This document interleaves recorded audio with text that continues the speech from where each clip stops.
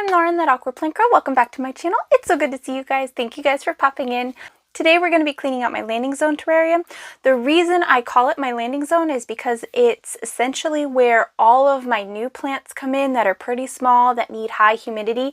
This is where they sit to acclimate. So I will leave them in there for 3 months, 4 months, 6 months, till they outgrow it basically. There are some plants that have been in there for over a year. It was originally a planted tank, then I cleaned out a bunch of stuff, and then there was just a bunch of blank spaces. I intended to eventually replant it, put some things in there, thinking, I'll actually put them in later, and then it just kind of became a landing zone after that. So it definitely needs to be cleaned out. It hasn't been cleaned out in a very, very long time. It's 6 months to a year. It's been a very long time. So we're going to go through that today and see some plants that don't really show that often, that don't really get talked about that often here on the channel, and just kind of have some fun. It's also another terrarium cleanup. You guys might be getting bored of those. I'm sorry. I will have something else coming out soon that's not cleaning out a terrarium, but we'll talk about that later. Anyway, let's get to cleaning out a terrarium. Okay, so this is where the landing zone tank is held. It's right here on the shelf, directly under a grow light. You can see that everything is growing directly up to the grow light. Some roots are sticking to the glass. It's just become very interwoven and everything's just mixed up in there. So we're going to get this all squared away. And you can see there's lots of humidity and condensation. These are custom made lids that I made with acrylic. I don't know if I've actually made a video on that or not. Let me know if I haven't, and I can. But we're just going to get in here and kind of get everything out. You can see everything was all the way up to the top, and we're just going to kind of pull out exactly what's in pots for right now, and then we'll kind of go from there. This is a beautiful piper, the only piper I own. It was gifted to me by Bethany. She's so sweet, made my freaking year. Oh my gosh. She managed to squeeze it to me in the middle of winter around Christmas time. Such a sweetheart. And it's grown prolifically in this tank ever since. Let me untangle this philodendron in here. Oh my gosh. The Pilea and Scindapsus have really stuck to everything. It's ridiculous. Oh my goodness. You see what I mean? Like, it's literally trying to root in the pot. Get out. That is not your pot.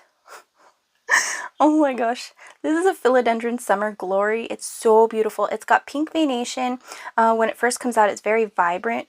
And then you can see the pink on the new leaf is coming in there. Sorry for the camera being all wonky, but it's beautiful, beautiful plant. They get like rose gold leaves and they darken to green over time. The roots are almost the same shade of pink as well. They're just a really light blush pink. It's really cool looking. Needless to say, it's a bushy philodendron. I swore off bushy philodendron, but then I saw that color and I was like, oh my god, I need that plant. So I have the plant. This is another philodendron, a Philodendron gloriosum or a Philodendron glorious. I don't remember which. I purchased it. It died back to one little nub, and a year later, this is where we're at. So pretty excited. It does need a repot. It's got new growth growing. Not really sure which one it is, but we'll see. I'm going to up pot it, not today, but eventually. Just kind of checking on everything. Here is another overgrown pot. This is another plant that died back to the nubs, lost all its leaves, was a little tiny stick. The stick died off and this grew from the base. This is a Cissus amazonica. Fantastic terrarium plant. You can see like the little ridges on the sides of the new leaves. They're so cool, like serrated edges. It's so cool looking. And then they have amazing veination. You can see there's the stick that died off, but it's got an amazing root system now. It's doing fabulous, and it's just going to keep growing. This is going to be planted in this terrarium eventually. I want to build a backing for it, though, so we'll get there eventually.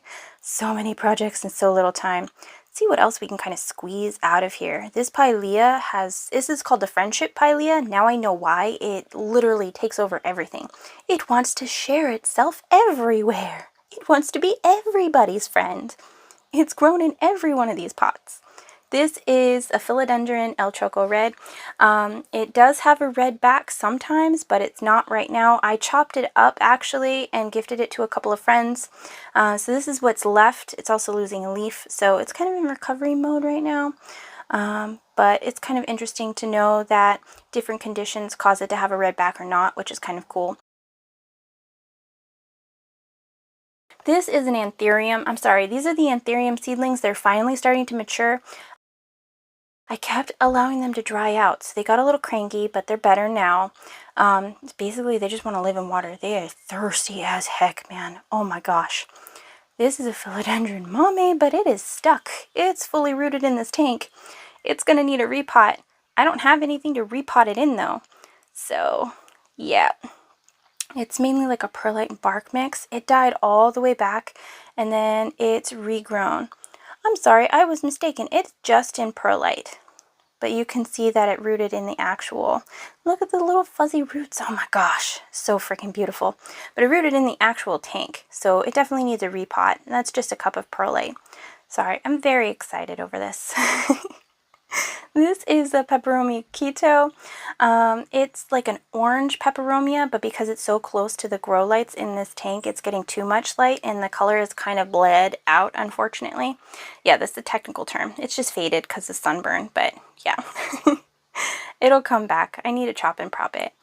This is a Peperomia incana, and then this is a beautiful little pink Phytonia, and then I've got Peperomia frost in here.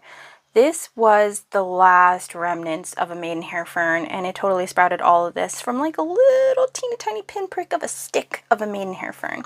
So I don't ever want to hear anybody saying that maidenhairs aren't hardy, okay? They just like their humidity. And this is a golden globe pothos, and then there's a little bit of string of turtles back there, and then the Scindapsus that has taken over everything. They grow so well. They took over and suppressed this poor little syngonium back here. See that? They kind of squished it down.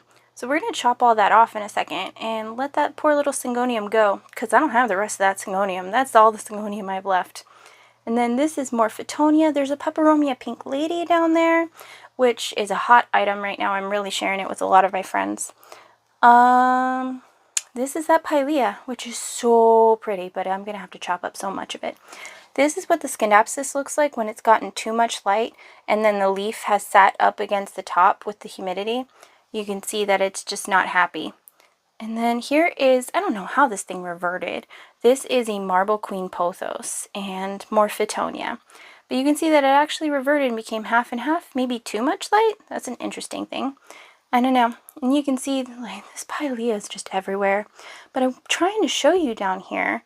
Let me kind of finagle things. Here you go. This is a Hoyabella. A lot of times people say you can't grow Hoyabella in terrariums. You totally can. Just need bark and sphagnum. I think the first thing I want to do is go after this Pilea. We're just going to chop as much of this out as possible. It's really just intertwined and intertangled with everything. I'm going to use like this little drainage tray thing. I stick them under pots to catch the water and stuff. I don't remember the technical term. My brain is just not working today. But I'm going to use that to hold on to all of this. And then we'll just kind of go from there. I find they're really handy, like little plant plates. And then this Phytonia grew quite a bit too. If you want your Phytonia to get more bushy in a terrarium, then you want to be chopping it on a regular basis. Otherwise, it'll just keep growing straight. But the ones that have been chopped, you can tell because they'll have like a V formation. And then if you chop them again, they'll get another V formation. It's really cool. They do quite a bit. More of this dang Pilea. It's just everywhere in here, guys. It really is. Oh my gosh. I don't know what I'm going to do with it. I don't know how I'm going to propagate it. If you wanted to propagate it, you could literally propagate it any way you want. It just needs main stem. It won't leaf propagate like a Peperomia will, but you can put it pretty much anywhere. This Scindapsus is kind of gone all over the place too. Oh my gosh, it's actually rooted. Oh no. Oh, it's rooted. Oh, I hate pulling it up when it's rooted. Ah, no. Oh my gosh. Alright, so we're just going to get this out of the way. There's so much. It's so huge, and then look, it's all got aerial roots. I could basically take this entire thing and just put it right directly in a pot. It's so cool. I love when they do that. It's just, I wasn't prepared for it, honestly. I probably should have been, but I wasn't. Oopsies. I didn't realize there was going to be this much in this tank, honestly. This is a Phytonia. I just pulled it out there. There's a lot in this tank. There's going to be a lot to propagate. Let me see if I can get this. It's totally enmeshed in there. Look, it's got a full root system. Full-on root system in there. Oh my goodness. It was so happy in here. I am so sorry. I am so sorry, you poor little skinned abscess. Ah, it was so thrilled. It's going to do great in a pot, though. Like, if I pot it up in some soil, it's going to do fabulous, especially with all these aerial roots and everything. It's just going to be amazing. And I know I have to, like, redo this entire tank, and I'll do that in another video. Right now, I just kind of want to clean it up and get everything out, get things propagating. I want to be able to give people plants and have trades and stuff. This was fully rooted in there too, even though it's just another part of this plant. Oh my gosh. This is a marble queen pothos. I don't know why it decided to go all like halvesies with the half moon variegation going on here. And then it's entangled. It blocked off all the light to this Peperomia pink lady down here. So the Peperomia pink lady grew very compact, very gangly. You can see how everything is stretched out. These have roots as well. I lost a little piece of the Peperomia. Oh no! But that's what happens when you don't give them enough light. Peperomia actually really like quite a bit of light. It's just the direct light that burns them. So if you can get them like direct morning light, they're really freaking happy. They like that. A lot of times they're touted as low light plants, and some of them can handle low light, like a Peperomia incana or a Peperomia obtusifolia, but that's not really, they have to be all green, especially if they're going to be like a Peperomia caparata. In order to keep their color, you need some light. But like you saw with the Peperomia keto, too much light, it'll bleach their color and it won't be as vibrant and beautiful. So you just have to, the morning direct light is what I found to work best personally. Oh, this is so tangled. Oh my goodness. This is what they never tell you about cleaning out the terrarium tanks, how enmeshed everything gets. And part of the problem here is I use sphagnum moss as the divider in my terrarium tanks. So instead of using like some actual mesh cloth, otherwise it would have entangled with the mesh cloth and it would cause less damage and it would be less rooted. Which I guess I'm not unhappy that it's this rooted, and I already had to replant the tank. So, I mean, it's not that bad. It's just if you're somebody that wants to do this on a regular, then maybe make sure that you're using an actual mesh instead of the sphagnum. But if you don't mind doing it this way, the sphagnum works great. It's fairly inexpensive, breaks down over time. While it's breaking down, it's adding nutrients and stuff. So far I think everything's good. Let's dig in here and see what's left in here. This is a Peperomia pink lady, and then I really wanted to take a cutting of some of this and just kind of trim it back. There we go. I don't want to take all of it, but this is not going to grow right being all gangly like that. So we're going to chop this up and thin it out and propagate it. Probably in stratum, I think is how I'm going to go with it. But we shall see how it goes. And then it'll kind of grow from there. A lot of these at the base are going to die off, but the new growth will grow properly, provided it's not overshadowed again, and I'll just pay more attention to it to make sure that that doesn't happen. And then this is a Peperomia incana, so we're going to go ahead and chop that one up too. And then this Photonia's got to go. And this whole Peperomia corner is going to be wonky. Let me get this fern out of here. I'm not removing the fern. It's going to get to stay. I lost a little leafy piece there. It's okay. There we go. Kind of scoot this out of the way so it can just get stronger and have better light. They actually like morning direct light too. There, everything is going to grow back in this tank, so it's pretty good. It'll be fine, and then we'll be able to propagate more. I might even remove some of these plants altogether, take the entire inside of the terrarium out and just clean it all out and redo it all together. But for right now, it's going to be another landing zone, I think. I'm not ready to repot and relocate everything. Okay, so I didn't end up filming a lot of the chopping after that because it was very intricate and tedious, and I did a lot of that with my previous Peperomia and Begonia video, and I also really needed to charge my camera, so that's the other thing we got to worry about. It did take me a little bit longer to kind of get through getting everything out of that terrarium than I thought it would.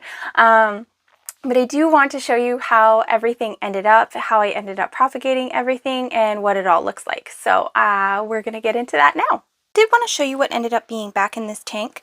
I also wanted to show you that this I chopped up You can see there's plenty of roots in there, and I just put it in stratum, and I ended up putting it back in the tank as well. There we go. So the Philodendron mame ended up back in here. I've got the Philodendron glorious or gloriosum. I have to remember which one it is. The Anthurium back in here. The Piper is back in here. I put the El Choco back in here. I do want to propagate this at some point. Then I did the same thing with the Photonias here. They were a little sad because I had let them sit out for a while. But getting in the stratum and then being in a high humidity environment perked them right back up, and they'll be fine. I am eventually going to rework this entire tank, but this is what's ended up back in here for now. The Piper and the Mame will get moved out and upgraded soon, actually. But for right now, this is just where everything is. Is my Peperomia tank. Some of you may recognize it from my previous chopping of it. What I did end up doing was sticking a lot of these little Peperomia guys right in here. There's a whole bunch of different kinds. Most of these are Peperomia Frost, I believe, so I tucked them all in stratum in there. Just kind of tucked them on the rock because I'm not trying to disturb too much in here. And then all those little tiny Peperomia Pink Lady cuttings I ended up putting in stratum in this little cup as well. They're Peperomia, so I put them in the Peperomia tank just because it made sense to me. Yeah. So here is the Peperomia incana, and then over here are some other little Peperomia cuttings as well that I'm just kind of tucking in here. I guess this is kind of an update for this as well. You want to go down in here? This is the Peperomia Pink Lady that I left in here. You can see it's all perky now. It's all nice and big. And then these are all the cuttings that I just tossed in here. They're all rooting just fine. I still have to untangle them. Still not prepared for that. Since I have watered this tank, all the moss is starting to grow again. This moss is just so cool looking. It's absolutely freaking fascinating. So, and then everything is coming back to life in here. I know the lighting is kind of funny. It is starting to get a little late, so just is what it is. But yeah, everything's doing really great in this tank. It will need to be cleaned up and properly, you know, trimmed up and whatnot, but this is kind of an update on what's going on with that tank. If you haven't watched how I chopped the tank and turned it into this, then you can go watch that video, especially if you liked this one with the chopping of the tank. It's my big 75-gallon tank over here, and this is where I ended up putting that Philodendron Summer Glory. So I actually tucked the Summer Glory right back in there. You can kind of see the pink leaf back there. I don't want to put the camera in too much. It's very hot and humid, so it's going to fog up quite a bit. I also have a guilty secret. I totally just tossed the Scindapsus in here. All those Scindapsus cuttings that were fully rooted, just tossed them in. It's a humid environment, and they are going to be just fine. So they're sitting there. They need to be actually planted. I might plant them in here. I might pot them up. I'm not sure what I want to do with them yet. I just know that they're really pretty, and I didn't want them to die, so I just put them in here for now. And then there is the Summer Glory. It's got a lot of room to grow in here, so it's got a good 2-3 inches actually, so it'll be just fine in there, and I'm looking forward to it growing. I've got my big tortum in there. If you haven't seen the full terrarium tour of this tank, it's pretty epic. It's grown up since quite a bit. It grows quickly, but everything's looking good in it. Thank you so much for watching. I really, really appreciate it. I hope you guys had an amazing time. I had so much fun chopping up this terrarium, and I'm looking forward to everything growing. I definitely need to repot. I'm just not prepared to do that at this point, especially since I have a big 75-gallon tank that I have to go in and clean everything out and chop it all up. That's going to take a lot of resources, so I might have to order more in order to repot things, and we'll get there. You know how it is. There's just always constantly something. That's the beauty of plants. There's always things to do. Anyway, I've got a couple other amazing videos coming up. We're going to be talking about some underrated terrarium plants, and I have to move my plants outside. Not all of them, but some of them, and it's definitely going to be fun. It's going to be more than I did last year because I have a lot more plants that I know is going to enjoy being outside. Also, so they're not going to be painting our house this year outside like they did last summer, so I'll be able to put more plants on the porch and not have them be in the way. I actually had several plants last year that got burned in the heat because I had to take them off my porch when they were painting. Don't have to worry about that this year, so we're gonna kind of have fun with that. Anyway, I'm going to let you go. I hope you have an amazing day. Thank you so much for watching. Check out this terrarium video over here in case you missed it, and I'll see you in the next one. Bye!